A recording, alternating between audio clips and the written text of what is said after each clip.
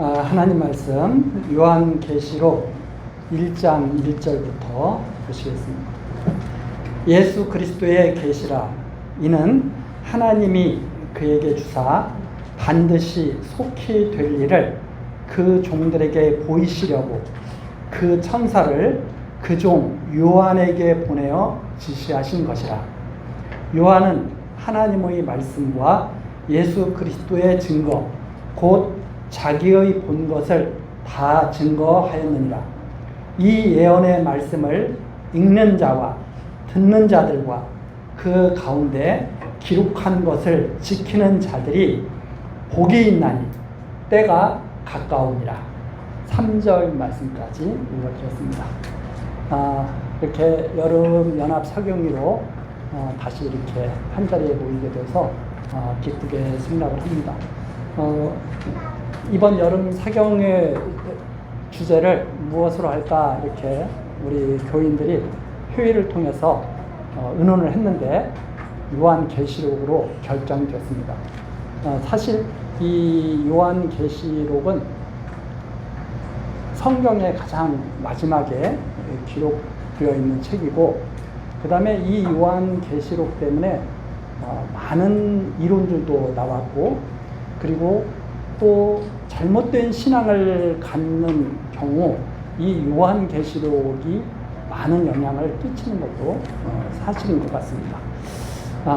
그래서 이 요한계시록 3번의 시간에 나누어서 요한계시록 1장서부터 마지막 22장까지 살펴봐야 될 텐데, 세세히 살피기는 어렵지만 그래도 중요한 그런 흐름, 그리고 요한계시록에서 우리들이 생각해야 될 개념들, 이런 것들은 조금 다루어 보려고 이렇게 생각을 합니다. 이 요한계시록 맨 마지막 66권 중에 맨 마지막 66권째죠. 구약 39권, 신약 27권, 그래서 마지막인데, 이 요한계시록을 우리가 사실 이해를 하려면 창세기서부터 이 요한계시록까지 처음부터 마지막까지 이 내용을 다 살펴봐야 되는 거죠. 나는 구약을 잘 모르는데 요한계시록만 나는 잘 연구해서 알 수 있겠다. 특히 이 계시록에 대한 이 계시라는 이 말씀에 사람들은 어떻게 생각하냐면 장래 일을 갖다가 혹시 내가 좀 예측해 볼 수 있지 않을까? 이러한 개념으로 많이 접근들을 하려고 하죠. 장래에는 어떠한 일이 일어날까? 그 일이 일어난다면 그것이 언제쯤일까? 그래서 조금 잘못 생각하는 분들이 예수님께서 재림을 몇 년도에 할 것 같아. 이런 것들을 그동안에도 많이 하고 있었고, 요즘에도 그런 거 하는 분들이 어디선가는 있을 거예요. 그런데 예수님께서 분명히 말씀하셨잖아요. 모른다. 오직 하나님만 아십니다. 아버지만 아십니다. 제자들이 예수님한테 직접 물어봤을 때 예수님께서 그렇게 답변하셨잖아요. 언제 어떻게 되겠습니까? 아버지만 아십니다.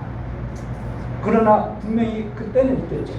근데 문제는 무엇인가 하면, 그럼에도 불구하고 내일 일을 모르게 해놓으셨다고 그렇게 성경에 기록해놨는데도 불구하고 내일 일을 알려고 애쓰는 거죠. 그 요한계시록을 보면서도 항상 그런 생각을 가지고 접근을 하는 경우가 많습니다. 야, 이 세상에 엄청난 일이 벌어지는데 그게 언제쯤일까? 그리고 많이 듣죠. 666표를 받으면 안 되는데, 예전에는 바코드라고 그랬더니 요즘에는 인공지능이라고 그러고 이게 점점 그것도 발전해 가죠. 그리고 휴거를 하는데 어떻게 휴거를 할 것인가? 부활과 휴거는 어떻게 다른가? 헷갈려하고, 그거 가지고 막 많은 사람들이 유혹을 당하기도 하고 그런 상황이 있습니다. 그런데 요한계시록을 그렇게 어렵게 우리가 생각할 것이 아니라, 하나님이 하나님의 백성들에게 다 전해주시려고 지금 사도 요한에게 말씀하셨다고 그러잖아요.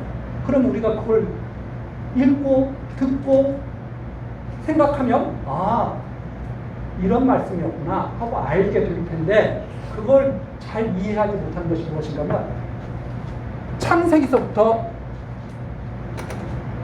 구약 내용이 무엇인지 잘 모르겠어요. 또 마태복음서부터 요한계시록까지 있는데 잘 몰라요. 통일이 안 돼요. 중요한 주제가 통일입니다.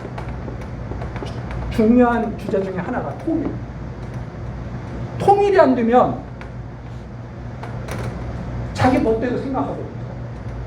우리 사람도 통일이 돼 있어야 정신이 똑바로 이렇게 지금 생각하고 행동할 수 있는 거 아니에요? 머리 따로 놀고 손 따로 놀고 발 따로 놀면 어떻게 우리가 살겠어요? 통일이 돼야 되는데 어떻게 통일이 돼야 되냐? 그리스도 안에서 통일이 돼야 돼. 그리스도로 통일이 돼야 돼. 그리스도. 교회의 머리가 그리스도라고 그러시잖아요. 통일이 되지 않으면, 그리스도로 통일이 되지 않으면 모든 것이 다 뒤죽박죽. 성경이 통일이 되지 않으면 모든 것이 다 엉망이죠. 변함없이 하나님의 말씀은 힘있게 나가는 거예요. 쭉 나가는 거예요. 우리가 구약을 볼 때 역사서, 시서, 선지서 이렇게 크게 세 부분으로 나누잖아요. 근데 이게 구약 역사죠. 이 역사 중에서 시가 있고 시가서가 있고 그 다음에 선지서가 있죠. 그런데 이 시편을 예를 들어서 우리가 시편을 보면 모세의 시도 있거든요. 모세의 시도 있고 다윗의 시가 참 많죠. 솔로몬의 시도 있습니다. 그분들이 찬양을 딱 했을 때 하나님의 섭리를 어떻게 그분들이 이해를 했길래 이런 찬양을 할 수 있었을까를 우리는 좀 깊이 있게 생각을 해볼 필요가 있어요. 그냥 시서 내용 자체를 아는 게 중요한 게 아니라 그분들은 하나님의 섭리를, 이 하나님의 역사를 어떻게 바라봤지? 어떻게 이해를 했기 때문에 이런 찬송을 했지? 하는 것을 우리들이 좀 생각해 볼 필요가 있습니다. 선지서를 갖다가 어려워합니다. 선지서는 또 재미있는 부분도 있지만 헷갈려 어려워해가지고 들 수 있으면 안 보려고. 재미있는 골리앗 나오는 그런 내용이나 또는 욥기 같은 것은 그래도 조금 읽을만한데 잠언, 이게 또 에레미야라든가 또 이런 선지자들은 조금 이해할 만한데 뒤에 나오는 잘 모르겠는 그 선지자들의 이름 나오면 그냥 무시하고 넘어가기가 쉽지 않죠. 왜 그런가? 이 역사 섭리를 어떻게 해석을 해주는가 하는 것이 별로 우리한테 관심을 끌지 못하기 때문입니다. 저는 제일 좋아하는 것이 시서와 선지서입니다. 구약에서. 역사서보다. 역사서는 그냥 한 번 읽으면 그 흐름을 쭉 알잖아요. 근데 시서나 이 시가서나 선지서는 보면 볼수록 그 안에 담겨있는 신지식이 엄청납니다. 그래서 저는 성경에 나올 때 다윗이 찬양하는 내용이 나오거나 역사 예를 들어서 사무엘서라든가 열왕기 이런 데 보면 다윗이라든가 솔로몬이 찬송하고 기도하고 하는 내용 나오잖아요. 찬송과 기도가 나오면 우리 교회에서는 그 부분은 제가 아주 집중적으로 자세히 해줍니다. 왜 그런가 하면 거기에 보아가 가득 담겨 있어요. 보는 시각이 달라요. 우리들이 일반적으로 사람들이 보는 시각과 이 시편을 기록하는 그 기자들, 선지자들이 보는 역사 시각이 달라요. 왜 이런 말씀을 드리냐면 여기에 가득 담겨 있는 것이 쌓여가지고 마지막 마무리 짓는 것이 계시록입니다. 요한계시록. 그래서 이 요한계시록은요, 예를 들어서 다니엘, 에스겔 이런 선지자들이 기록한 것이 막 함축돼 있어요. 그래서 요한계시록을 우리가 제대로 공부하려면 창세기서부터 하나하나 갖다 증거를 들이대세요. 증거를 들이대세요. 다 증거가 돼요. 모세가 말하는 것이 요한계시록에 나와요. 요한계시록에 우리가 보면 알겠지만 맨 마지막에 성도들이 유리바다를 건너가서 부르는 노래가 모세의 노래. 모세가 출애굽했을 때 그 미리암이 앞서가지고 막 소고 치면서 막 노래를 부르잖아요. 그 애국 군대가 다 수장당하고 이스라엘은 무사히 그 구름과 바다 물 사이를 건너와서 막 찬송하는 그 내용이 나오잖아요. 요한계시록에 유리바다를 건너간 성도들이 찬송. 그러니까 이 출애굽 역사를 이해하지 못하면 모세의 노래를 이해할 수가 없죠. 그 깊이를 모른다. 그런데 요한계시록은 유리바다예요. 출애굽은 홍해바다. 그러니까 이미 하나님께서는 벌써 다 정하고 계십니다. 어떻게 성도들을 구원하실 것인가. 이러한 것들을 우리들이 생각하면서 이제 짧은 시간이지만 굵직하게 이렇게 넘어가 보면 많은 것들을 그래도 우리가 좀 생각할 수 있는 계기가 되지 않을까. 그래서 저는 이 요한계시록을 갖다가 짧은 시간에 이렇게 과연 이걸 세세하게 할 수 없고 어떻게 전달되는 게 가장 좋을까 생각하다가 사도행전에 나오는 베레아 사람들의 신앙을 말씀드리면서 그렇게 좀 해주십사 하고 말씀을 드리고 시작해야 되겠다 생각했습니다. 과연 성경이 그러한가? 날마다 상고하고 그래서 신사적인 그런 믿음을 가진 사람들이 많다. 신사 좋잖아요. 신사 수녀 좋죠. 그런 신앙이 멋진 신앙이라고 이렇게 생각을 하죠. 얼마나 거기 베레아 사람들에 대해서 칭찬을 해놨습니다. 항상 그런가? 성경이 과연 그런가? 살펴봐야죠. 모세의 노래가 나오면 모세를 찾아가서 봐야죠. 예수님께서 교회를 돌보시는 모습이 나오면 선지서에 가서 예수님 그 하나님의 그 모습에 대해서 증거한 내용들을 찾아보면서 살펴봐야죠. 그때는 무슨 말씀하십니까? 그래서 그런 것들을 조금 생각하시면서 시작을 하면 좋겠다 이런 마음입니다.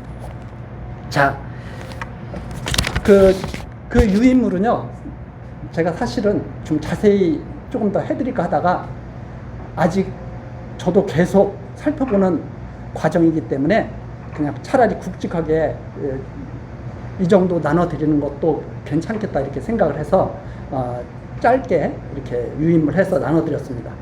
쭉 보시면 제일 눈에 띄는 것이 어떤 것인지는 모르겠지만 첫 장에서 그리스도 복음을 성취하시는 하나님이라고 주제를 정했습니다.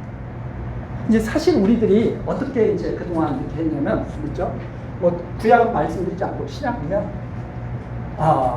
사도행전서부터 말씀드리면, 교회 설립, 양육, 무장, 투쟁, 승리, 이런 식으로 우리가 많이 그동안 공부를 했습니다.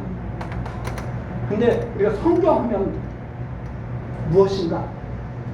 성경은 하나님 계시하시는 책이다. 하나님을 보여주신 책이다. 그러면 주제를 갖다가 모든 성경의 주제가 하나님이 되어야 되겠다.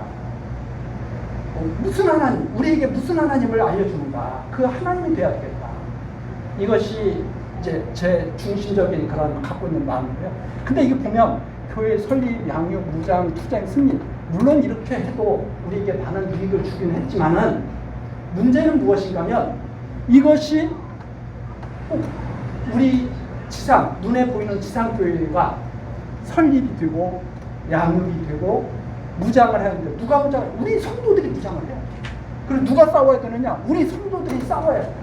유대주의와 싸우고 율법주의와 싸우고 뭐 영지주의와 싸우고 막 이런 그래가지고 결국은 교회가 승리를 한다. 하나님에 대한 그 믿음이 조금 약하다. 그러면 어떤 하나님입니까? 어떤 하나님입니까? 어떤 하나님입니까? 하나님이 더 드러나면 좋겠다. 하나님 계시라는 이 뜻이 더 드러나면 좋겠다. 이렇게 생각을 해서 그리스도 복음을 성취하신 하나님. 이게 그리스도에 대한 언약의 말씀이잖아요. 그리스도에 대한 언약의 말씀이고 그리스도에 대한 성취의 말씀이죠. 그리스도에 대한 언약입니다. 그리스도 복음이에요. 이게 전체가 그리스도 복음이다. 그러면 하나님께서 이때 그리스도 복음을 완전히 이루신다. 성취하신다. 그리스도 복음을 성취하시는 하나님.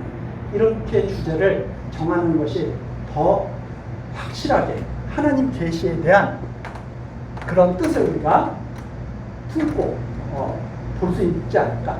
이렇게 해서 주제를 그렇게 잡았고요. 쭉 거기에 참고 사항 같은 것도 그냥 쭉 한번 읽어보시면 됩니다. 그 내용 개요 네 번째 그 내용 개요를 보시면 이게 조금 그러다 보니까 조금 저 나름대로 다시 그 주제에 따라서 이렇게 좀 보게 되니까 첫 번째는 크게 그리스도의 통치입니다. 그리스도 복음이 어떻게 완성되는가? 그리스도로 이제 통일되잖아요. 그리스도 통치예요. 그것이 1장서부터 7장까지고요. 그 다음에 그리스도의 진노와 승리와 찬송, 최후 심판이 8장, 계시록 8장서부터 20장까지. 그 다음에 새 천지와 새 하늘과 새 땅, 새 예루살렘의 모습이 21장서부터 22장 5절까지. 그리고 마지막 약속과 경고가 계시록 22장 6절서부터 21절까지 이렇게 한번 나눠봤습니다. 그 내용들은 이제 살펴가시면서 제가 아까 말씀드렸죠. 과연 그러한가 그렇지 않냐. 다르게 생각하실 수도 있어요. 그러나 한번 A라는 목사가 말했으니까 나는 무조건 이거. B라는 목사가 계시록 그렇게 설명했으니까 나는 무조건 이거. 이것이 아니라 꼭 성경이 과연 그러한가 그렇지 아니한가 하고 살펴보는 계기로 삼으시라고 제가 이렇게 했습니다. 제가 했으니까 여러분들 제가 다 맞습니다. 저는 이런 것이 아니고 저는 여기까지 성경을 읽고 확인했습니다. 이러한 내용으로 받아들이시고 그러한가 그렇지 아니한가는 우리 여기에 계신 성도님들께서 하실. 자, 첫 번째 보시면 1장 계시록 1장 1절서부터 보시면 예수 그리스도의 계시라 그랬죠. 예수 그리스도께서 직접 계시하십니다. 계시라. 그리고 나서 3절 보시면 이 예언의 말씀을 읽는 자와 듣는 자들과 그 가운데 기록한 것을 지키는 자들이 복이 있나. 뭘 지키라는 건가? 우리 보고 뭘 행하라는 그런 의미보다는 이것을 꼭 간직하고 항상 마음속에 담고 살아가는 자들이죠. 이 말씀을 간직하고 살아가는 자들. 그런 의미가 더 강하죠. 그래서 그들이 진짜 복이 있는 자다. 왜? 점점 때가 가까우니까. 우리들도 마찬가지입니다. 마지막 예수님께서 재림하실 때 언제인지 우리 모르죠. 언제인지 모르지만 우리가 확실히 아는 것은 있습니다. 우리들의 때도 정해져 있어가지고 시작이 있으면 끝이 있잖아요. 점점 세월이 지나가면 사람들이 다 이제 받아들이게 되잖아요. 맨 처음에는 생각도 안 쳐. 내가 하나님 앞에 갈 날 별로 관심이 없죠. 나이가 들어가면 들어갈수록 점점 그거에 대한 감각이 많아지죠. 야, 이제는 점점 때가 다가오는 모양이네. 때가 가서 그걸 느끼면서 이 때를 바라보는 게 아니라 우리는 우리의 때가 있죠. 우리의 때가 바로 이 때와 겹쳐진 거죠. 이 요한계시록을 볼 때 이 중요한 하나의 그 이해할 그 내용이 무엇인가면, 우리가 드라마 보면 특히 환타지 그런 그 드라마 같은 거 보면 장면이 이렇게 쭉 가지 않아요. 여기에 가다가 과거의 영상이 떠오르고 여기 가다가 미래에 대한 영상도 떠오르고 막 그것이 중첩돼서 같이 나타나죠. 요한계시록이 마치 그런 것과 똑같습니다. 장면이 지상에서 일어나는 일, 하늘에서 일어나는 일, 이것이 막 뒤섞여 가지고 이게 나타나기 때문에 까딱 잘못하면 헷갈릴 수가 있습니다. 왜 그래가지고 그 드라마를 봐도 이렇게 쭉 그냥 흘러가는 잔잔한 드라마는 이해하기가 쉬운데, 과거로 갔다가 미래로 갔다가 막 왔다 갔다 하늘로 갔다가 땅으로 들어갔다가 이러면 사람들이 이해를 하지 못하는 경우도 생기죠. 요한계시록이 마치 그런 장면들이 많이 나옵니다. 과거로 갔다가 부분으로 갔다가 전체로 갔다가. 그래서 그런 것들을 우리들이 이제 좀 살펴보면 좋을 것 같고요. 자, 1장 8절로 한번 보겠습니다. 1장 8절. 하나님께서 소개를 하시죠. 주 하나님이 가라사대 나는 알파와 오메가라. 이제도 있고 전에도 있었고 장차 올 자요 전능한 자라 하시더라. 쉽게 말해서 알파와 오메가예요. 그 말은 내가 모세 때도 내가 다스렸고, 내가 다윗 때도 다스렸고, 내가 사도들이 활동할 때도 내가 다 다스리고 있었어요. 왜? 알파와 오메가라고 하는 뜻은 내가 그때 그때만 존재하고 이때도 존재하고 단순히 그런 뜻이 아니라 나는 알파와 오메가야. 전능한 자야. 내가 다 했어. 이러한 의미를 담고 있는 거예요. 알파 오메가. 그래, 하나님은 처음부터 계시고 마지막 때까지 계신 분이지.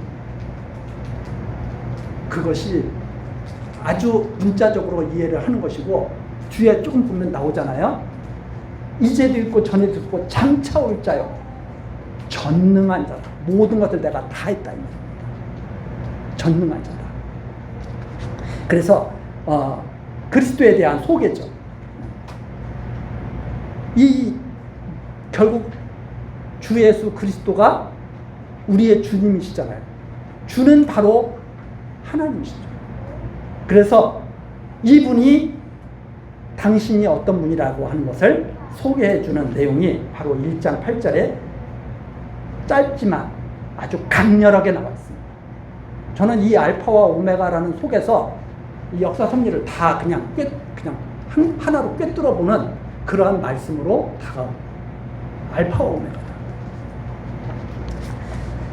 자, 그러면서 이제 그 11절입니다. 어느 날 사도 요한이 성령 감동해서 큰 음성을 듣게 되죠. 그래서 11절 가로되 너 보는 것을 책에 써서 에베소, 서머나, 버가모, 두아드라, 사대, 빌라델비아, 라우디게아 7교회에 보내라. 자, 이 요한계시록에 많은 숫자들이 나옵니다. 7교회, 또 한때, 두때, 반때, 뒤에 숫자들이 막 666, 이런 숫자들이 많이 나오죠. 상당히 상징적인 그런 의미를 가진 숫자들입니다. 그러면 왜 하필이면 7교회일까? 우리가 보면 3, 7, 12, 1000 이런 것들이 어떤 느낌이에요? 좀 완전한. 그래서 일주일, 7일, 12달, 그렇죠? 그 다음에 1000년, 이게 꽉 차고 완전한 그런 느낌을 갖게 되죠. 3, 이런 것들이 삼각형이 이게 정삼각형이 이게 상당히 이게 아주 안정되면서도 이게 뭔가 상당히 완전한 느낌을 주거든요. 이런 숫자들이 요한계시록에 많이 나옵니다. 그러면 아시아 일곱 교회라고 했을 때 이 일곱 교회에 대한 해석들이 많아요. 세대주의, 제가 지금 이런 어려운 얘기를 잘 안 하려고 그러는데, 뭐 몇 년도부터 몇 년도까지는 무슨 교회가 상징이고, 뭐 요즘에 현대교회는 무슨 교회가 현대교회고, 이런 식으로 이 기간에 따라서 여기는 뭐 에베소 교회, 여기는 무슨 교회, 여기는 무슨 교회, 이런 식으로 가르치는 그런 이런 식으로 나누기 좋아하는 분들은 이제 세대주의 성향을 가진 분들, 이런 식으로 나누기 좋아하고. 근데 이런 거 다 떠나서 일곱 교회, 하나님이 이 일곱 교회라고 하는 것은 교회의 대표로 말씀하시는 거구나. 그러니까 쉽게 말해서 이 일곱 교회 보내는데 왜 우리가 일곱 교회 보내는데 왜 우리가 왜 일곱 교회가 뭐가 있어요? 이 문자들을 하려면 우리는 버가목 교회 아니잖아요. 에베소 교회 아니죠? 우리와 상관이 있어야 없어요. 그럼 없죠. 그래서 이 일곱 교회라고 했을 때 이것을 갖다가 교회의 전체를 대표하는 완전한 그 교회를 의미한다. 이런 정도로만 이해를 하고 넘어가면 좋겠다. 그 일곱 교회 나오는데 몸을 돌이켜 12절 몸을 돌이켜 나더러 말하는 음성을 알아보려고 돌이킬 때 일곱 금촛대를 보았어요. 자, 금촛대입니다. 금촛대 귀하죠? 은촛대라고 하면 금촛대잖아요. 귀하예요. 자, 금촛대를 보았는데 촛대 사이에 인자 같은 이가 발에 끌리는 옷을 입고 가슴에 금띠를 띠고 그 머리와 털의 희기가 흰 양털 같고 눈 같으며 그의 눈은 불꽃 같고 그 발은 풀무에 단련한 빛난 주석 같고 그 음성은 많은 물 소리와 같으며 그 오른손에 일곱 뼈를 있고 그 입에서 좌우에 날선 검이 나오고 그 얼굴은 해가 힘있게 비추는 것 같다. 사도 요한이 이 모습을 본 거죠. 자, 그런데 여기에 소개된 이 모습이 어디에 다 기록되어 있느냐? 여기에. 제사장 의복과도 관련이 되고 또 선지자들이 본 그 하나님의 모습과도 여기에 겹치는 것들이 많이 있죠. 그걸 다 찾아보려면 여기서 다 찾아요. 알파와 오메가이신 분이 여기에 모습을 가지고 그리고 나타나는 거죠. 왜? 약속한 것을 이루시는 분으로 나타나는 거죠. 자, 그래서 그런 것들은 나중에 다 시간 있을 때 한번 차근차근, 요즘에는 앱들이 잘 돼 있잖아요. 싹 찾고 보면 다 나옵니다. 그렇게 해서 보시면 되고, 자, 거기에 19절로 넘어갑니다. 19절이 아니라 17절로 넘어갑니다. 17절. 내가 볼 때 그 발 앞에 엎드려 죽은 자 같이 되네. 너무나 놀랬죠. 더군다나 그 모습을 보는 순간 완전히 압도당했다는 그런 의미입니다. 그가 오른손을 내게 얹고 가라사대 두려워 말라. 나는 처음이요 나중이. 누가 나타나신 거예요? 아까 소개하신 분이 나타나. 나는 처음이요 나중이. 곧 산자라. 내가 전에 죽었었노라. 누구라고 생각됩니까? 예수님이 생각나죠. 볼지어다. 이제 세세토록 살아있어 사망과 음부의 열쇠를 가졌노라. 자, 사망과 음부의 열쇠를 사단이 갖고 있어요? 이분이 갖고 계세요? 이분이 다 갖고 계시고, 이분이 다 갖고 계시고, 19절 그러므로 내 본 것과 이제 있는 일과 장차 될 일을 기록하라 해가지고 기록을 하게 하시면서 20절 내 본 것은 내 오른손에 일곱 별의 비밀과 일곱 금촛대라. 일곱 별은 일곱 교회의 사자예요. 일곱 촛대는 일곱 교회라. 금촛대가 바로 교회였습니다. 그리고 일곱 별은 일곱 교회의 사자였습니다. 그럼 사자는 누구냐? 바로 2장 1절에 나오죠. 에베소 교회의 사자에게 편지하기. 쉽게 말해서 이 사자는 바로 각 교회에서 일하고 있는, 사역하고 있는 그런 지도자들, 그렇게 생각을 할 수가 있습니다. 자, 에베소 교회 사자에게 편지하기를 오른손에 7뼈를 붙잡고 7금 촛대 사이를 다니십니다. 지금 촛대 사이를 돌아다니고 계시잖아요. 그래서 그것을 어떻게 제가 말씀드린 거냐면, 거기 보십시오.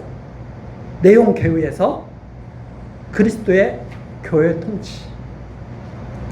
돌아다니시면서 뭐 하고 계신가? 다스리고 계신다 이 말입니다. 교회들을 다 다스리고 통치하고 계신다. 산책하려고 돌아다니시는 거 아니에요? 다니시면서 다 통치를 하시면서 여기를 나중에 완전한 그 하나님의 성전으로 드러나야 되잖아요. 그 성전으로 완전하게 지어질 수 있도록 계속 다스리시면서 역사에 가시는 거죠. 그 내용이 지금 2장 1절 에베소서 교회부터 시작이 됩니다. 그런데 이제 이 7개의 교회 중에서 이렇게 생각을 하는 거예요. 어떻게 생각을 하냐면, 야, 에베소 교회가 나오는데 에베소 교회에 칭찬받은 일은 뭐야? 에베소 교회가 책망받은 일은 뭐야? 여러분, 우리 교회는 어느 교회와 제일 가까운 것 같습니까? 우리 교회가 더 해야 할 일은, 더 노력해야 될 일은 무엇이라고 생각하십니까? 이렇게 접근한다면 완전히 다릅니다. 그래서 여기에서 보면은 이런 저기들, 야, 여기 보니까 다 잘한 것도 있고 못한 것도 있는데, 칭찬만 있는 교회가 있네? 8절 한번 보세요. 서머나 교회의 사자에게 편지하기를 처음이요 나중이요 죽었다가 살아나시니가 가라사대 내가 내 환난과 궁핍을 아노니 실상은 내가 부요한 자니라. 자칭 유대인이라 하는 자들의 회방도 아노니 실상은 유대인이 아니요 사단의 회라. 내가 장차 받을 고난을 두려워 말라. 볼지어다 마귀가 장차 너희 가운데서 몇 사람을 옥에 던져 시험을 받게 하리니 너희가 10일 동안 환난을 받으리라. 내가 죽도록 충성하라. 그리하면 내가 생명의 면류관을 네게 주리라. 귀 있는 자들은 성령이 교회들에게 하시는 말씀을 들을지어다. 이기는 자는 둘째 사망의 해를 받지 아니하리라. 책망이 있는 것 같아요, 없는 것 같아요?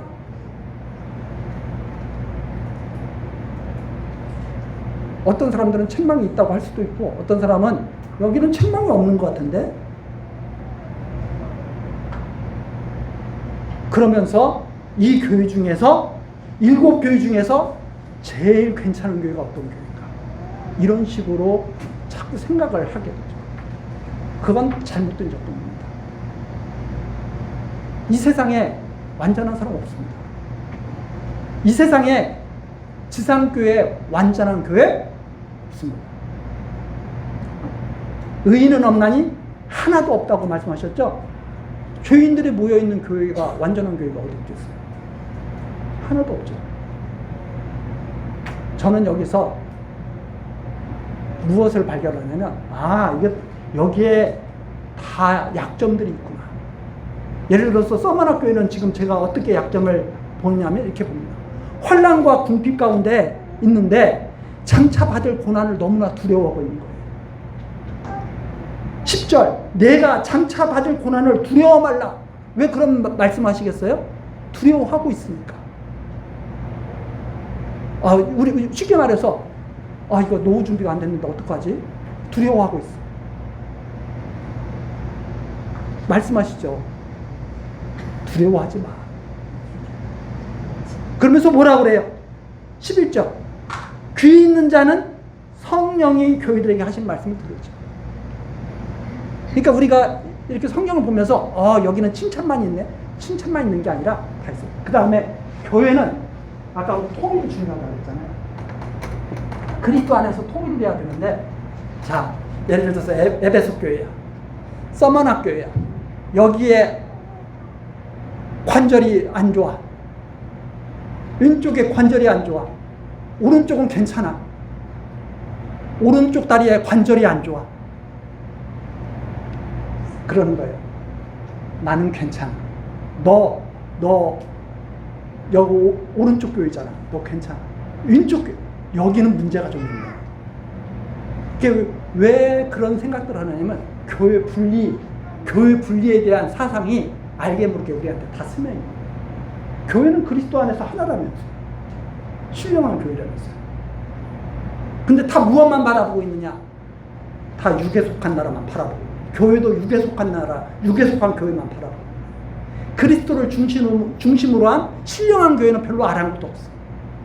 이걸 보면서 에베소 교회를 보면서 안타까워하고, 서머나 교회를 보면서 안타까워하고, 이런 교회를 주님이 돌아보시면서 편지하게 해가지고 듣게 하시는구나. 귀를 열고 듣게 하시는구나.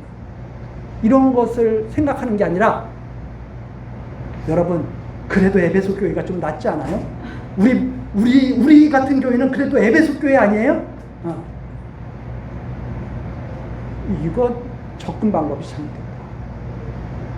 자, 그럼 또한 문제 한번 볼게요. 3장에 보면 3장 7절에 빌라델비아 교회 나오죠. 3장 7절 가서 한번 보시죠. 3장 7절 빌라델비아 교회의 사자에게 편지하기를 거룩하고 진실하다. 다윗의 열쇠를 가지시니 곧 열면 닫을 사람이 없고 닫으면 열 사람이 없는 그 이가 가라사대. 자, 열쇠는 지금 다 누가 갖고 계신 것 같아요? 그리스도가 다 갖고 계시죠. 저 베드로에게 천국 열쇠 줘가지고 베드로가 그 다음 후배에게 천국 열쇠 주고 그런 거 아니죠? 마지막에 다 말씀하시죠. 내가 다 열쇠, 누가 다 갖고 계셔요, 지금? 다 예수님이 갖고 계시죠. 자, 어쨌든 다윗의 열쇠를 가지시니 열면 닫을 사람이 없고 닫으면 열 사람이 없는 그 이가 가라사대 볼지어다 내가 내 앞에 열린 문을 두었으되 능히 닫을 사람이 없으리라. 내가 내 행위를 아노니 내가 적은 능력을 가지고도 내 말을 지키며 내 이름을 배반치 아니하도다. 보라 사단의 회 곧 자칭 유대인이라 하나 그렇지 않고 거짓말하는 자 중에서 몇을 내게 주어 저희로 와서 내 발 앞에 절하게 하고 내가 너를 사랑하는 줄을 알게 하리라. 내가 나의 인내의 말씀을 지켰은즉 내가 또한 너를 지켜 시험의 때를 면하게 하리니 이는 장차 온 세상에 임하여 땅에 거하는 자들을 시험할 때라. 내가 속히 임하리니 내가 가진 것을 굳게 잡아 아무나 내 멸관을 빼앗지 못하게 하라. 이기는 자는 내 하나님 성전에 기둥이 되게 하리니 그가 결코 다시 나가지 아니하리라. 내가 하나님의 이름과 하나님의 성 곧 하늘에서 내 하나님께로부터 내려오는 새 예루살렘과 나의 새 이름을 그의 위에 기록하리라. 귀 있는 자는 성령이 교회들에게 하시는 말씀을 들으라. 맨 마지막에는 항상 귀 있는 자들은 들으라고, 성령이 하시는 말씀을 들으라고 그랬죠. 자, 빌라델비아 교회의 지금 문제는 뭔가요? 빌라델비아 교회의 문제는 너무나 약한 거예요. 여기에 보면 빌라델비아 교회는 이 구절에 나온 것처럼 사단의 해, 곧 자칭 유대인이라 하나 그렇지 않고 거짓말하는 자 중에서 몇을 내게 주어 내게로 와서 내 발 앞에 절하게 하고 내가 너를 사랑한 줄 알게 하리라. 이렇게 나오잖아요. 근데 이게 어떤 의미를 갖고 있냐면 힘이 너무 미약해가지고 사단의 회와 공존하고 있는 상태. 사단의 회와 이 사단의 회가 공존하고 있는데 그 중에서도 하나님께서 몇을 빼어가지고 내 발 앞에 절하게 한다. 그래서 내가 너를 사랑하는 줄을 알게 하겠다. 이러한 말씀이 빌라델비아 교회에. 그래서 12절에 이기는 자는 내 하나님 성전에 기둥이 되게 하리니. 이기기가 너무 어려운 상태. 이기기가. 그래서 이것은 빌라델비아 교회는 칭찬만 있다 이런 것이 아니라 교회들의 그 약점이 다 드러나요. 다른 것은 거기에 책망이 너무나 분명하게 잘 나타나 있으니까 그건 읽어보시면 알게 될 거고, 제가 말씀드리고자 하는 것은 완전한 교회는 없다. 계속 돌아보고 계십니다. 계속 돌아보시면서 그 교회가 열매 맺도록 계속 성령으로 말씀하고 계신다 하는 그런 것을 우리가 이해를 좀 했으면 좋겠다. 그 다음에 이제 3장 19절 3장 19절 무릇 내가 사랑하는 자를 책망하여 징계하노니 그러므로 내가 열심을 내라 회개하라. 자, 열심히 내고 회개하라고 말씀하시잖아요. 20절입니다. 볼지어다 내가 문 밖에 서서 두드리노니 누구든지 내 음성을 듣고 문을 열면 내가 그에게로 들어가 그로 더불어 먹고 그는 나로 더불어 먹으리라. 이기는 그에게는 내가 내 보좌에 함께 앉게 하여 주기를 내가 이기고 아버지 보좌에 함께 앉은 것과 같이 하리라. 귀 있는 자는 성령이 교회들에게 하시는 말씀을 들으리라. 여기에서 제가 뭘 말씀드리려고 하면 이걸 어떻게 이해를 하냐면 이렇게 이해해요. 그런 그림들 많이 있잖아요. 예수님이 문 밖에 서 계시는 거예요. 예수님이 이렇게 서 계시고 문이 이렇게 다 닫혀 있어. 내가 이 안에 있어. 이게 나가 있어. 예수님이 그래서 문을 두드려 오고 계신 거예요. 내가 안 열어줘. 그래서 찬송가에도 그게 이제 의미적으로 이렇게 뭐 소화를 해서 부르면 좋은데 그 많은 분들은 그렇게 안 읽을 것 같아요. 대부분은 이렇게 생각할 것 같아요. 주님이 계속 문 두드리는데 나는 이 안에 있는 내가 문을 열어주지 않는 나는 수치야. 근데 어쨌든 문을 안 열고 버티고 있어. 그럼 주님이 이 안에 못 들어와. 이렇게 이해를 할 수 있는 것들이 바로 이거예요. 근데 이게 무슨 뜻이냐면 가만히 보세요. 자, 예수님께서 회개하라. 예수님께서 회개하라고 계속 문을 두드려 계신 거예요. 야, 회개해. 그러면 그 말씀이 들리는 자가 있어. 아, 우리가 하나님께 나가야 되겠구나. 그게 어떤 자예요? 귀 있는 자. 귀 있는 자는 문 두드리는 소리가 들려. 그러면 안 들리는 자에게 연락을 넣으시는 거예요? 들리는 자에게 연락을 넣으시는 거예요? 들리면 열어. 안 들리는 자에게 가서 두드리지도 않아요. 열어. 그래서 이것이 안 열면 나 너한테 못 가 이런 뜻이 아니라 지금 교회들이잖아요. 교회 중에 다 벌써 와 계셔. 와 계신데 두드리고 계시는 거예요. 제대로 보고 제대로 듣고 제대로 믿어. 회개. 하나님께로 돌아와. 귀 있으면 열어라. 그 의미지. 신인 한 명. 예수님이 두드리는데 내가 안 열어주니까 예수님은 아무 일도 못해. 지금 이런 말. 예수님은 벌써 돌아다니면서 하고 계시잖아요. 그러면서 두드리고 계신다 이 말입니다. 자유로 장로교회, 분업교회 귀 있는 자들은 들어라. 지금 그 내용이 바로 여기까지예요. 그래서 귀 있는 자들이 들으라고 편지도 쓰게 하시고 빨리 돌아오라. 무슨 일을 하신다는 건가? 예수님이 돌아오게 하신다는 거. 듣고 돌아오게 하신 일을 지금 하신다는 거죠. 계속 두드리면서 듣고 돌아오도록. 어떤 자들이? 귀 있는 자들이 성령으로 말씀하시는 내용을 듣고 빨리 돌아오라.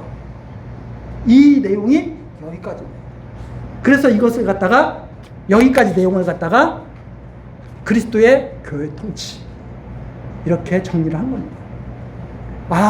그리스도께서 이렇게 교회를 다스리고 계시는구나. 그것이 1장서부터 3장까지. 그럼 이제 4장서부터 7장까지는 그리스도의 세계 통치라고 이렇게 또 정리를 했잖아요. 이게 왜 그리스도의 세계 통치인가? 잠깐 10분간 쉬셨다가 5시서부터 하도록 하겠습니다.